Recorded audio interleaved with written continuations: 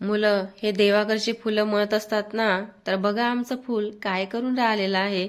इकडून तिकडे तिकडून इकडे मस्त धावून राहिलेला आहे, उड्या मारून राहिलेला आहे. आणि तिच्याबरोबर माझी सुद्धा एक्सरसाइज सुरू आहे. बघू शकता तुम्ही. खरंच या मुलांचं ना काही सांगता येत नाही की केव्हा त्यांच्या माइंडमध्ये काय येणार काय नाही. तुम्ही बघू शकता पूर्ण सोप्यावरचे कव्हर तिने काढलेले आहे आणि ती सोप्यावर चढून डान्स करत आहे. तेवढ्यात एक मला कॉल आला आणि माझं टेन्शन वाढलं. कसलं टेन्शन तुम्हाला दाखवते. आता तुम्ही विचार करायला लागले असेल तर बघा, हेच ते टेन्शन आहे. तो कॉल बाईचा होता, माझ्या भांडेवाल्या बाईचा. आणि तिने कॉल करून सांगितलं की ताई, मी आजही येणार नाही. तिने आदल्या दिवशी सुट्टी घेतलेली होती आणि मला सांगितलं होतं की ताई तुम्ही भांडे तसेच ठेवा, मी दुसऱ्या दिवशी येऊन ते पूर्ण करून घेईल, भांडे साफ करून देईल. आणि मी तसेच ठेवले. आणि बघू शकता तुम्ही काय झालं. माझी बाल्कनीची जी युटिलिटीची जी बाल्कनी आहे ती छोटी असल्यामुळे आणि तिथे बरेचसे भांडे असल्यामुळे घासता येत नाही. तर चला म्हटलं थोडे जे कामाचे आहे ते पूर्ण बेसिंगमध्ये घासून घेऊया. ॲक्च्युली मला वाताचा त्रास असल्यामुळे मला हिवाळ्याचे दिवस खूप कठीणच जाते. हा हिवाळा म्हणजे मला खूप जड जातो. तर आता मी बरेचसे भांडे आहे पण थोडे थोडे आणून जे माझ्या कामाचे आहे तेच साफ करून घेईल मी.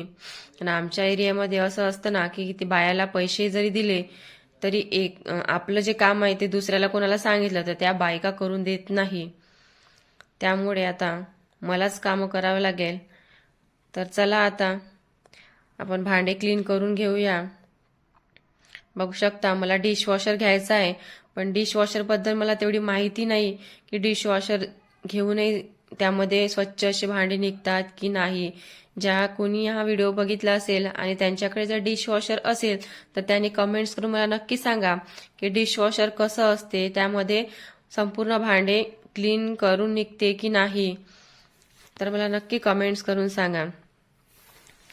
बघू शकता तुम्ही फारसे असे भांडे. आणि मला ना भांड्याचं बिलकुल म्हणजे लवकर माझे भांडे होत नाही घासणं, मला खूप वेळ लागतो.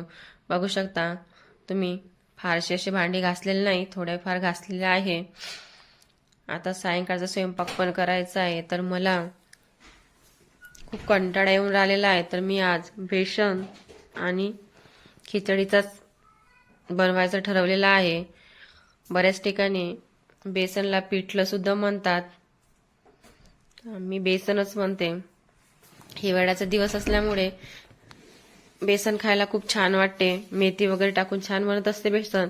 तर मी बेसन बनवायच्या अगोदर ते भिजवून घेते जेणेकरून त्याच्या गुठळ्या वगैरे राहत नाही. तुम्ही बघू शकता बेसन रेडी केलेलं आहे. आणि साईडनीच मी खिचडी सुद्धा मांडलेली आहे. विरूला एक टाइम मी खिचडी देत असते कारण की ती पौष्टिक असते. ते असं बाकीचं काही पौष्टिक खात नाही, तर ती खिचडी वगैरे तिला रोज अशी मांडावीच लागते. कसा वाटला व्हिडिओ कमेंट करून नक्की सांगा. आणि इकडे तुम्ही बघू शकता आमच्या मॅडमचा आता सायंकाळचा पराक्रम सुरूच आहे. आवडला तर नक्की व्हिडिओ लाईक करा आणि कमेंट करा आणि विरूचा असा व्हिडिओ एन्जॉय करा. बघू शकता माझं विरूला. Bye, good night.